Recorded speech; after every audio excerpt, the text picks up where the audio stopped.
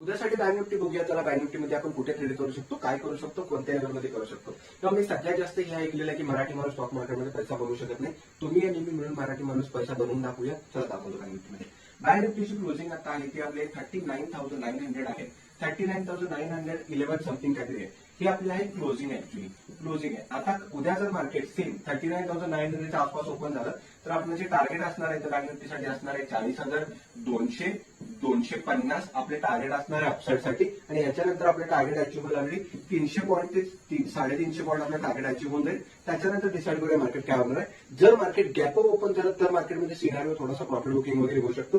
जर market gap down open झालं, जर मार्केट कोणत्याही सिच्युएशनमध्ये 39,700च्या खाली जर ट्रेड करायला सुरुवात झाली तरच मार्केटमध्ये सेंटिमेंट चेंज होईल. अदरवाईज काल आपण उद्या जर मार्केट सेम याच लेवलमध्ये ओपन झालं कुठेतरी तर आपण मार्केटला बाय करण्याचा प्रयत्न करणार आहे आणि तिथून मार्केट एक अपसाईड रॅली आपल्याला दाखवू शकतो.